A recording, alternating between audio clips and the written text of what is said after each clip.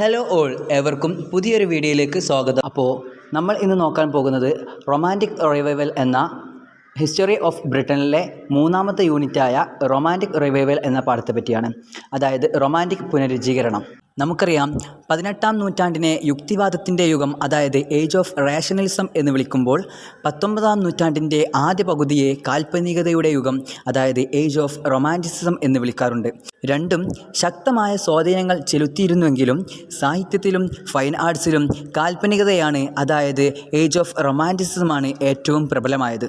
ഈ ഒരു പാഠത്തിലൂടെ നമ്മൾ പഠിക്കാൻ പോകുന്നത് എങ്ങനെയാണ് റൊമാൻറ്റിസിസം മറ്റു കാര്യങ്ങളിൽ നിന്നും വ്യത്യസ്തമായത് എന്നും അതുപോലെ തന്നെ ആ കാലഘട്ടത്തിലുണ്ടായിരുന്ന പ്രധാന കവികളെക്കുറിച്ചുമാണ് ഈ ഒരു പാഠത്തിലൂടെ നമ്മൾ പഠിക്കാൻ പോകുന്നത്. വിശാലമായ അർത്ഥത്തിൽ റൊമാൻറ്റിസം 18-ാം നൂറ്റാണ്ടിലെ സാഹിത്യത്തിൻ്റെ രൂപത്തിനും യാഥാസ്ഥിതികൾക്കുമെതിരെയുള്ള പ്രതികരണമായിരുന്നു. എങ്ങനെ കൃത്യമായി ചിന്തിക്കണമെന്നും അനുഭവിക്കണമെന്നും പെരുമാറണമെന്നും ജ്ഞാനോദയം എൻലൈറ്റ്മെൻറ്റ് ജനങ്ങളോട് പറഞ്ഞു. ക്ലാസിക്കൽ നിയന്ത്രണങ്ങൾക്കും കൃത്രിമ ഘടനക്കുമെതിരെയുള്ള കലാപമായിരുന്നു റൊമാൻറ്റിസിസം. റൊമാൻറ്റിസിസം ഭൂതകാലത്തിൽ നിലനിന്ന എല്ലാറ്റിനും എതിരായിരുന്നില്ല. ഒരു എഴുത്തുകാരനോ കലാകാരനോ തികച്ചും ക്ലാസിക്കൽ അല്ലെങ്കിൽ റൊമാൻറ്റിക് അല്ല. മുമ്പുണ്ടായിരുന്ന നിയോ ക്ലാസിസത്തിനും എൻലൈറ്റ്മെൻറ്റിനും എതിരായിരുന്ന ഒന്നായിരുന്നു റൊമാൻറ്റിസിസം. അതുകൊണ്ട് തന്നെ എൻലൈറ്റ്മെൻറ്റും നിയോ ക്ലാസിസവും യുക്തിക്ക് ഊന്നൽ നൽകിയപ്പോൾ റൊമാൻറ്റിസിസം വികാരങ്ങൾക്കും ഭാവനയ്ക്കും ഊന്നൽ നൽകി. യുക്തിയുഗത്തിൽ, അതായത് ഏജ് ഓഫ് റേഷണലിസത്തിൽ, വികാരവും ഭാവനയും നിയന്ത്രിക്കപ്പെട്ടു. അപ്പോൾ ഒരു സംസ്കാര സമ്പന്നൻ തൻ്റെ വികാരങ്ങളെയും ഭാവനയെയും നിയന്ത്രിക്കണമെന്നും മര്യാദയുള്ള സമൂഹത്തിൽ പുലർത്തിയിരുന്ന സംയമനം സാഹിത്യത്തിലും ഫൈൻ ആർട്സിലും നിലനിൽക്കുമെന്നും അവർ വിശ്വസിച്ചു. എന്നാൽ ഇതേ സമയം റൊമാൻറ്റിസ്റ്റുകൾ വികാരത്തിനും ഭാവനയിലും വിശ്വസിച്ചു. അവർ യുക്തിയേക്കാൾ വികാരത്തിനാണ് പ്രാധാന്യം നൽകിയത്. മനുഷ്യർ അവരുടെ ഭാവനയെ പിന്തുടരണമെന്നും അതുകൊണ്ട് തന്നെ ഹൃദയമാണ് ലോകത്തിൻ്റെ താക്കോൽ, വികാരമാണ് എല്ലാം എന്നൊക്കെ പല എഴുത്തുകാരും അഭിപ്രായപ്പെട്ടു. അതുകൊണ്ട് തന്നെ സാഹിത്യത്തിൻ്റെയോ കലയുടെയോ ഒരു കൃതി യുക്തിയുടെ പരമാധികാരത്തെ അളവും യോജിപ്പും സഹാനുഭൂതിയും പ്രദർശിപ്പിച്ച് കാണിക്കുകയാണെങ്കിൽ അതിനെ ക്ലാസിക്കൽ എന്ന് വിളിക്കാം. അതുപോലെ തന്നെ വികാരത്തിൻ്റെയും ഭാവനയുടെയും ആധിപത്യം അതിൻ്റെ സവിശേഷതയാണെങ്കിൽ അതിനെ റൊമാൻറ്റിക് എന്നും വിളിക്കാം. ഓരോ വ്യക്തിയിലും വികാരങ്ങളും ഭാവനയും വ്യത്യസ്തമായതിനാൽ റൊമാൻറ്റിസിസത്തിൽ വ്യക്തിത്വത്തിൻ്റെയോ വ്യക്തിയുടെയോ ഊന്നൽ ഉൾപ്പെടുന്നു. അതിനാൽ ചില എഴുത്തുകാർ റൊമാൻറ്റിസിസത്തെ വ്യക്തിത്വത്തിൻ്റെ വിമോചനം അല്ലെങ്കിൽ ആത്മബോധത്തിൻ്റെ വിമോചനം എന്ന് വിശേഷിപ്പിച്ചു. പ്രാദേശിക വ്യതിയാനങ്ങളും വ്യക്തിഗത വൈവിധ്യങ്ങളും ഒഴിവാക്കുന്ന സ്റ്റാൻഡേർഡൈസേഷൻ യുക്തിയുഗത്തിൽ, അതായത് ഏജ് ഓഫ് റേഷണലിസത്തിൽ ഉണ്ടായിരുന്നു. നിയോ ക്ലാസിക്കുകളുടെ സാഹിത്യ വിഷയം മനുഷ്യൻ്റെ പൊതുവായ അനുഭവങ്ങളിൽ നിന്നും മാത്രമാണ്. എന്നാൽ ഇതിന് വിരുദ്ധമായി റൊമാൻറ്റിസം വ്യക്തിപരമായതിൽ ഊന്നിപ്പറഞ്ഞു. അതുകൊണ്ട് തന്നെ വിചിത്രവും അമാനുഷികവും അനന്തവും മധ്യകാലവും പാസ്റ്ററലും അമ്പരിപ്പിക്കുന്നതും എന്തും തന്നെ റൊമാൻറ്റിസത്തിൻ്റെ കൃതികളുടെ പ്രത്യേകതകളായിരുന്നു. റൊമാൻറ്റിസിസം ചില ആശയസംഹിതകൾ അംഗീകരിക്കുന്നതിനും സഭയുടെ അധികാരങ്ങളെ അനുസരിക്കുകയും ചെയ്ത വിവിധ മതപ്രസ്ഥാനങ്ങളിൽ ഇളക്കമുണ്ടാക്കി. ജർമ്മനിയിൽ ആശയപ്രതികരണം ഭക്തിമാർഗത്തിൻ്റെ, അതായത് പെയ്ത്തിസത്തിൻ്റെ രൂപത്തിലാണ് പ്രത്യക്ഷപ്പെട്ടത്. ഇംഗ്ലണ്ടിലെ ക്വാക്കർമാരും ബാപ്റ്റിസ്റ്റുകളും മെത്തഡിസ്റ്റുകളും യുക്തിയുടെ കാലഘട്ടത്തിനെതിരെ പ്രതിഷേധിച്ചു. നിയോ ക്ലാസിക്കുകൾ ഗ്രാമജീവിതത്തിനേക്കാൾ നഗരജീവിതത്തിന് മുൻഗണന നൽകിയിരുന്നു. ഡോക്ടർ ജോൺസൺ ഇങ്ങനെ പറയുന്നു: ഒരു മനുഷ്യന് രണ്ടെണ്ണെ മടുത്തു, അവന് ജീവിതവും മടുത്തു. കോഫി ഹൗസുകളില്ലാത്ത, വാർത്തകളില്ലാത്ത ഗ്രാമത്തിലെ ജീവിതം വിരസമായി കണക്കാക്കപ്പെട്ടു. ഇതേ സമയം ചില റൊമാൻറ്റിസ്റ്റുകൾ നാടോടി കവിതയെ യഥാർത്ഥ കവിതയായി കണക്കാക്കി. കാരണം അത് മനുഷ്യൻ്റെ സ്വാഭാവിക പ്രേരണകളുടെ സത്യസന്ധമായ പ്രകടനമാണ്.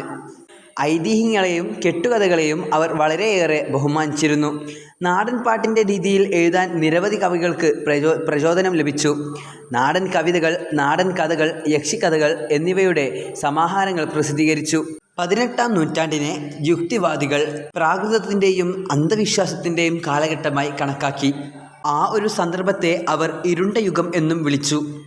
എന്നിരുന്നാലും റൊമാൻറ്റിസിസ്റ്റുകൾ മധ്യകാലഘട്ടത്തെ സുവർണ കാലഘട്ടമായി പരിഗണിച്ചു. ആ കാലഘട്ടത്തിൽ അവർ കൂടുതൽ നീതിയും സന്തോഷവും വൈവിധ്യവും നിറവും പ്രണയവും സാഹസികതയും കണ്ടെത്തി. സർ വാൾട്ടർ സ്കോട്ട് ബ്രിട്ടനിലെ മധ്യകാലഘട്ടത്തിൽ താൽപ്പര്യം കാണിച്ചു. അദ്ദേഹത്തിൻ്റെ നോവലുകൾ യൂറോപ്പിൽ വ്യാപകമായി വിറ്റഴിക്കപ്പെട്ടു. ഫ്രാൻസിൽ മധ്യകാലഘട്ടം ഏതാണ്ട് ഒരു ഉന്മാദമായി മാറി. യുവാക്കൾ മധ്യകാലഘട്ടത്തിലെ ആളുകളെപ്പോലെ മുടി നീട്ടി വളർത്തുകയും താടി വളർത്തുകയും ചെയ്തു. ഫ്രാൻസിലെ സ്ത്രീകൾ അവരുടെ ശിരോവസ്ത്രങ്ങളിലും ആഭരണങ്ങളിലും മധ്യകാല ശൈലി പകർത്തി. നാടകങ്ങളും ഓപ്പറകളും നോവലുകളും മധ്യകാല വിഷയങ്ങളെ ചുറ്റിപ്പറ്റിയാണ് നിർമ്മിച്ചത്. അതുകൊണ്ട് തന്നെ 1780കളുടെ അവസാനത്തിനും 1790കൾക്കും ഇടയിലുള്ള കാലഘട്ടം 1850കൾ വരെ റൊമാൻറ്റിക് യുഗം എന്നറിയപ്പെട്ടു. ഇനി നമുക്ക് റൊമാൻറ്റിക് കാലഘട്ടത്തിലുണ്ടായിരുന്ന പ്രധാന കവികളെപ്പറ്റി ചർച്ച ചെയ്യാം. William Blake. അദ്ദേഹം ഒരു യഥാർത്ഥ ഇംഗ്ലീഷ് കവിയും ചരിത്രകാരനും കൊത്തുപണിക്കാരനും മിസ്റ്റിക് എന്ന നിലയിലും പ്രശസ്തനാണ്. റൊമാൻറ്റിസിസത്തിലെ പ്രധാന വ്യക്തികളിൽ ഒരാളായി അദ്ദേഹത്തെ കണക്കാക്കപ്പെടുന്നു. ലളിതമായ ഭാഷയെ സങ്കീർണമായ വിഷയങ്ങളുമായി സംയോജിപ്പിക്കുന്ന songs of innocence and experience എന്ന കൃതിയുടെ രചയിതാവും അദ്ദേഹം തന്നെയാണ്. വീട്ടിൽ വെച്ച് തന്നെയായിരുന്നു വിദ്യാഭ്യാസം കിട്ടിയിരുന്നത്. 10 മുതൽ 14 വയസ്സ് വരെ അദ്ദേഹം ഡ്രോയിങ് സ്കൂളിൽ പോയി. ശേഷം ജെയിംസ് ബാസിയർ എന്ന ഒരു കൊത്തുപണിക്കാരൻ്റെ കൂടെ അപ്രന്റീസ്ഷിപ്പ് ആരംഭിച്ചു. 7 വർഷം അവിടെ താമസിച്ചതിനു ശേഷം തൻ്റെ 21ാം വയസ്സിൽ ബ്ലേക്ക് ഒരു പ്രൊഫഷണൽ കൊത്തുപണിക്കാരനായി. 1790-ൽ ബ്ലേക്കും ഭാര്യയും നോർത്ത് ലംബത്തിലേക്ക് താമസം മാറി. അവിടെ നിന്നും അദ്ദേഹം തൻ്റെ പ്രശസ്തമായ കൃതികൾ നിർമ്മിക്കാൻ ആവശ്യമായ പണം സമ്പാദിച്ചു. Songs of experience, songs of innocence എന്നിവ ഇതിൽ ഉൾപ്പെടുന്നു. കൂടാതെ the tiger, marriage of heaven and hell, visions of the daughters of Albion, the universal gospel തുടങ്ങിയവ അദ്ദേഹത്തിൻ്റെ പ്രധാന കൃതികളാണ്. Walter Scott. സ്കോട്ടിൻ്റെ പിതാവ് ഒരു അഭിഭാഷകനും അമ്മ ഒരു വൈദ്യൻ്റെ മകളുമായിരുന്നു. ചെറുപ്പം മുതൽ തന്നെ പ്രായമായ ബന്ധുക്കളുടെ കഥകളും സ്കോട്ടിഷ് ബോർഡർ കഥകളും കേൾക്കുന്നത് വാൾട്ടർ സ്കോട്ടിന് വളരെയേറെ ഇഷ്ടമായിരുന്നു. സ്കോട്ട്ലാൻഡിലെ എഡിൻബർഗിൽ ജനിച്ചു. നോവലിസ്റ്റും കവിയും ചരിത്രകാരനും ജീവചരിത്രകാരനുമായിരുന്നു വാൾട്ടർ സ്കോട്ട്. ചെറുപ്പത്തിൽ തന്നെ പിതാവിൽ നിന്നും നിയമം പഠിച്ചു. 25ാം വയസ്സിൽ ആദ്യ കൃതികൾ എഴുതി തുടങ്ങി.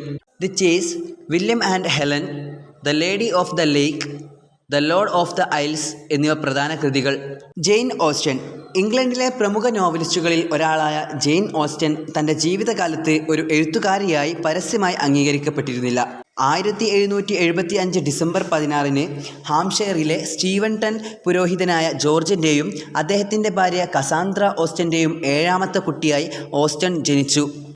അവളുടെ ഏറ്റവും അടുത്ത സുഹൃത്ത് അവളേക്കാൾ 3 വയസ്സ് കൂടുതലുള്ള ഏക സഹോദരി കസാന്ദ്ര ആയിരുന്നു. കുട്ടിക്കാലത്ത് ഓസ്റ്റൻ കോമിക് കഥകൾ എഴുതാൻ തുടങ്ങി. അവൾക്ക് ഏകദേശം 19 വയസ്സുള്ളപ്പോൾ രചിക്കപ്പെട്ട ആദ്യത്തെ പക്വമായ കൃതി എപ്പിസ്റ്റോളറി രൂപത്തിൽ എഴുതിയ ലേഡി സൂസൻ എന്ന നോവലായിരുന്നു. ഈ ആദ്യകാല ഫിക്ഷൻ അവളുടെ കുടുംബം സംരക്ഷിച്ചിരുന്നുവെങ്കിലും അവളുടെ മരണം വരെ പ്രസിദ്ധീകരിക്കപ്പെട്ടിട്ടില്ല. തുടർന്ന് sense and sensibility, pride and prejudice എന്നീ നോവലുകളും എഴുതി. William Wordsworth. റൊമാൻറ്റിക് കാലഘട്ടത്തിലെ മറ്റൊരു കവിയാണ് വില്യം വേർഡ്സ്വർത്ത്.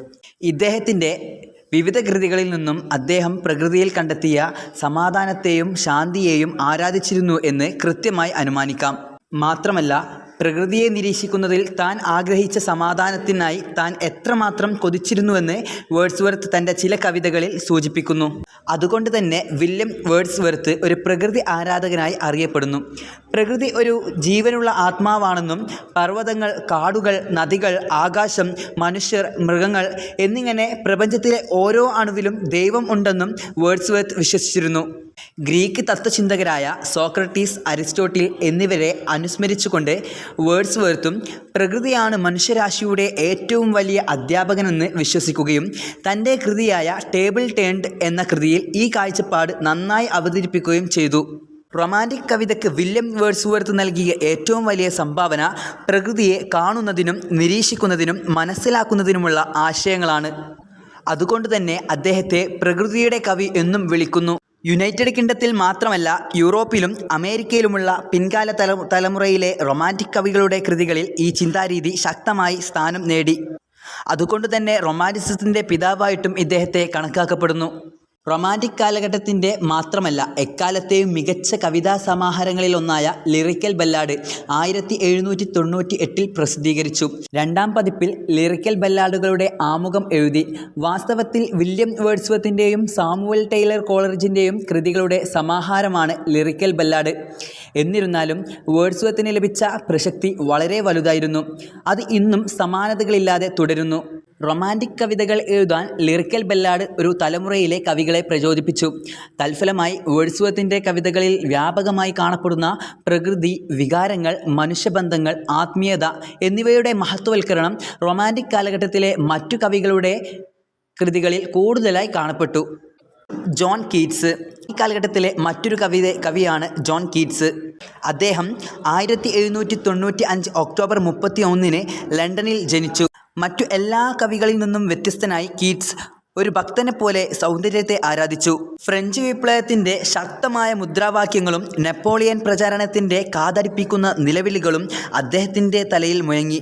സ്വന്തം ഹൃദയത്തിൽ ഉള്ളത് എഴുതുന്നതിനോ അല്ലെങ്കിൽ താൻ കണ്ടതോ സ്വപ്നം കണ്ടതോ ആയ പ്രകൃതി ലോകത്തിൻ്റെ ചില പ്രൗഢി പ്രതിഫലിപ്പിക്കുന്നതിലോ അദ്ദേഹം തികച്ചും സംതൃപ്തനായിരുന്നു. റൊമാൻറ്റിക് കവിതയുടെ മിക്കവാറും എല്ലാ സവിശേഷതകളും കീറ്റ്സിൻ്റെ കവിത വെളിപ്പെടുത്തുന്നു.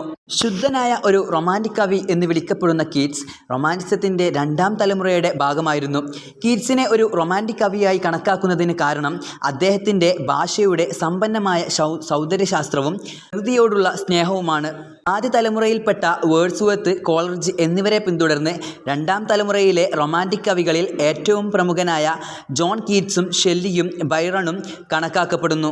സ്പെൻസർ, ലീ ഹണ്ട്, മിൽട്ടൺ എന്നിവരുടെ ആദ്യകാല അനുകരണക്കാരനായ ജോൺ കീറ്റ്സ് ചുരുങ്ങിയ സമയത്തിനുള്ളിൽ വമ്പിച്ച വളർച്ച കാണിക്കുകയും ബിസിനസ്സിലെ ഏറ്റവും മികച്ചതുമായ പൊരുത്തപ്പെടൽ തൻ്റെ കരകൗശലവിദ്യ വികസിപ്പിക്കുകയും ചെയ്തു. അദ്ദേഹം ഇതിഹാസത്തിൻ്റെയും പുരാണങ്ങളുടെയും പ്രണയത്തിൻ്റെയും ധീരമായ കഥയുടെയും കവിയായിരുന്നു. മറ്റ് കാൽപ്പനിക കവികളെപ്പോലെ അദ്ദേഹത്തിൻ്റെ കവിതയിൽ ഭാവനയ്ക്ക് ഒരു പ്രധാന പങ്കുണ്ട്.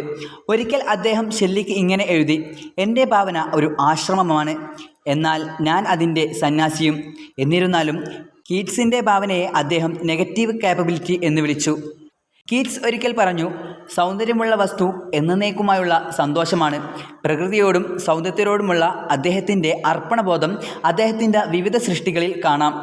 വലിയ സ്വീകാര്യതകളൊന്നും ലഭിക്കാതെ തൻ്റെ 25-ാമത്തെ വയസ്സിൽ ജോൺ കീറ്റ്സ് മരണപ്പെട്ടു. എന്നിരുന്നാലും പിന്നീട് വന്ന തലമുറകൾ അദ്ദേഹത്തെ വിലയിരുത്തുകയും മഹാനായ കാൽപ്പനിക കവിയായി കണക്കാക്കപ്പെടുകയും ചെയ്തു. സ്വാതന്ത്ര്യം, സമത്വം, സാഹോദര്യം തുടങ്ങിയ ഫ്രഞ്ച് വിപ്ലവത്തിൻ്റെ ആശയങ്ങൾ റൊമാൻറ്റിക് ആത്മാവിൻ്റെ വളർച്ചയെ പ്രോത്സാഹിപ്പിച്ചു. പുരാതന ഗ്രീസിലെയും റോമിലെയും സാഹിത്യങ്ങളും കലകളും റൂസോയെപ്പോലെയുള്ള തത്വചിന്തകരുടെ രചനകളും കാൽപ്പനിക നവോത്ഥാനത്തിൽ സ്വാധീനം ചെലുത്തി. ഇങ്ങനെയൊക്കെയാണെങ്കിലും റൊമാൻറ്റിക് റിവൈവലിൻ്റെ ആത്മാവ് വാൾട്ടർ സ്കോട്ടിൻ്റെ നോവലുകളിലാണ് ഏറ്റവും നന്നായി പ്രകടമായത്. ചാൾസ് ലാംബിൻ്റെ രചനകളും റൊമാൻറ്റിക് വികാരങ്ങൾ നിറഞ്ഞതായിരുന്നു. അപ്പോൾ റൊമാൻറ്റിസിസത്തെക്കുറിച്ചും അതുപോലെ തന്നെ റൊമാൻറ്റിസിസം മറ്റു കാര്യങ്ങളിൽ നിന്നും എങ്ങനെ വ്യത്യസ്തമായിരിക്കുന്നു എന്നതിനെക്കുറിച്ചും റൊമാൻറ്റിക് കാലഘട്ടത്തിലെ പ്രധാന കവികളെക്കുറിച്ചും നമ്മൾ ഇവിടെ ചർച്ച ചെയ്തു. ഇതോടുകൂടി റൊമാൻറ്റിക് റിവൈവൽ എന്ന ഈ ഒരു യൂണിറ്റ് ഇവിടെ അവസാനിക്കുകയാണ്. അടുത്തൊരു വീഡിയോയുമായി വീണ്ടും കാണാം. Good bye.